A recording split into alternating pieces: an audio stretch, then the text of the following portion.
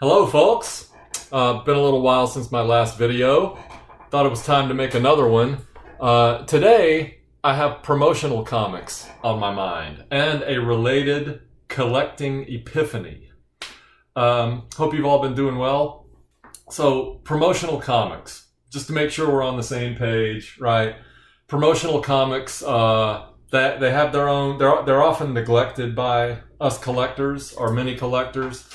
Even though they have their own section in the Overstreet Price Guide, for example, just after the big little books and just before the Victorian Age section is this little section about promotional comic books, right? And these promotional comic books, they're also called giveaways because typically, these books were not sold to the public. They were given away by some entity for promotional purposes, either promoting some product or promoting some educational concept. And many comic book publishers have gotten involved in producing promotional comics, I guess basically on a contract basis for a wide assortment of entities. EC, back in the 40s and 50s and technically into 1960, was indeed involved in producing promotional comic books for a variety of entities. And if you've watched my previous videos, I've mentioned before that the EC promotional comic books of that era are some of the most brutally difficult books to acquire. And I included the EC promotional comic books in my completist list. Remember, I called that list the 470, right? It was a list that looked something like this. And on that list were 14 EC promotional comic books. And I have 6 of the 14. This is just a review of a previous video. I have 6 of the 14. And the 8 promotional comic books from EC that I am missing, I viewed that as perhaps the longest term obstacle to my EC Completist goal. So I've been stuck at that point for a few years looking for those 8, and they never turn up. Well, 2 weeks ago, one of the missing 8 appeared in a Comic Connect auction. So I'm like, okay, it's go time, right? I'm gonna knock off one of the 8. And long story short, I was unsuccessful because the price that wound up being realized, the comic book was, the promotional comic book that was auctioned at Comic Connect 2 weeks ago was called KO Punch. It's got a picture of a boxing match. It's a venereal disease promotional comic book produced by EC. It's got a picture of a boxing scene on the cover. The price that wound up being realized was nothing short of just mind-boggling. And I bid way more than any sane person probably should. But it turns out there were at least 2 people who were a little bit more insane than I was about going after this KO Punch. So I didn't win it, and I viewed this, so I was, I was just reeling, just couldn't believe it. The next morning, I'm still staggering around, figuring out, okay, that's depressing. What are the implications of this? It might be another decade before I see another KO Punch, not to mention the other 7 promotional comic books. So, and if this is indicative of the struggle that's going to be involved in getting these promos, I started reevaluating, right, do I really need these promos? Well, I'm a completist. How could I rationalize not including the EC promos on my completist list? So I'm sitting there looking at the auction result again. I'm staring at the KO Punch, and light bulb goes off. It dawns on me. I'm staring at it, and down in the indicia, I noticed, perhaps for the first time in this way, that KO Punch was produced by EC Comics, but the copyright was held by Columbia University Press. So then I started looking around at some of the other EC promos, at least pictures of the ones that I didn't have, and I was looking at the ones that I have. and I start seeing a pattern. I pick up promo after promo after promo, and I notice, yes, they were produced by EC, but copyright held by some other entity, namely the entity that contracted EC to produce the promotional comic book on their behalf. And I'm thinking, well, wait a minute. You know, if EC Comics or some other Max Gaines company didn't even hold the copyright, did not even hold the legal rights to this book, could it really be considered a true EC comic? I think not. So I look around through the promos and I realize that of the 14 EC promotional comic books that were produced, only one was copyrighted by EC. And so I'm thinking, well, that would make this task a lot easier, my completist mind says, if I didn't have to go after those other 13 promos that weren't copyrighted by EC. Are those really ECs? No, actually they're not. Right? Hopefully you see the logic, the way the sick completist mind works.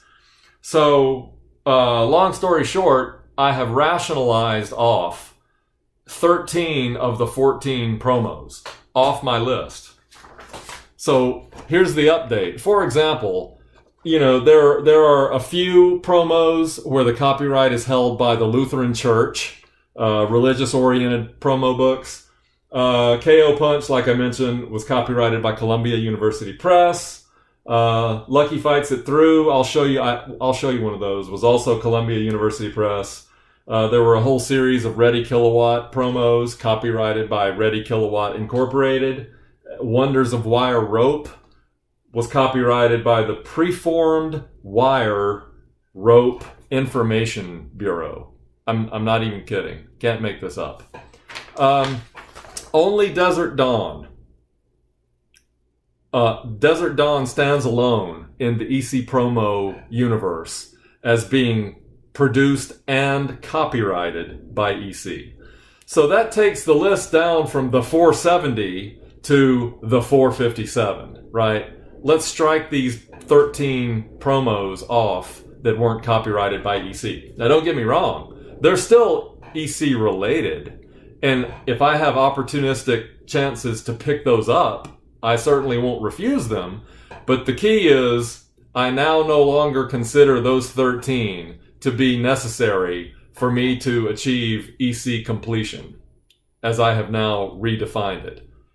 Meaning, books that were produced and copyrighted by a Max Gaines company.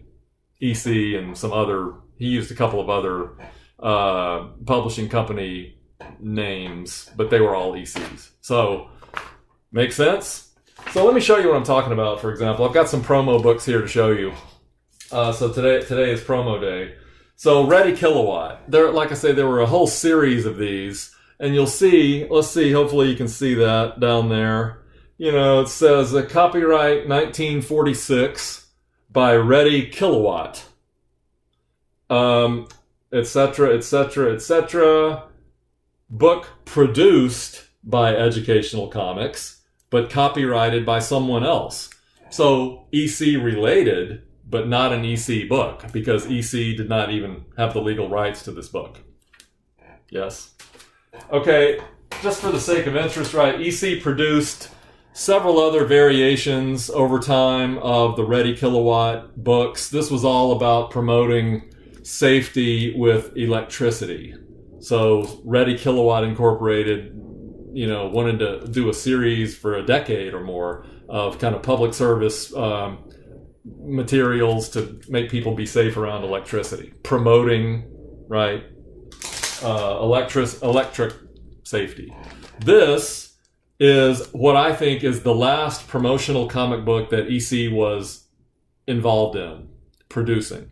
This one is another, it's a reprint of one of the Ready Kilowatt books produced in 1960. But there again, right, you'll see here, copyright 1960 by Ready Kilowatt, produced for Ready Kilowatt by Educational Comics. Okay, so you see what I'm talking about? Those are now, I consider those, well, let me show you one more. Lucky Fights It Through. This was a promotional comic book warning people against venereal disease.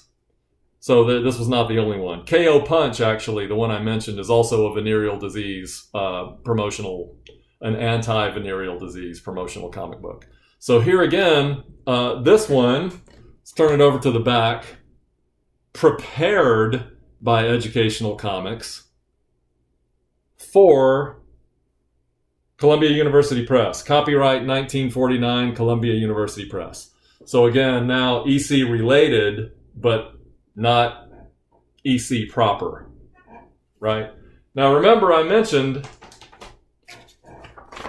based on my new definition of what constitutes an EC comic book, that EC at least had to have the legal rights, i.e. the copyright to the book.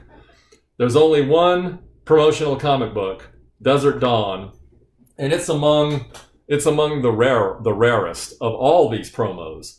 It's the only one copyrighted by EC. Well, another reason that this new rule of mine is wonderful is, guess who has a copy already of Desert Dawn?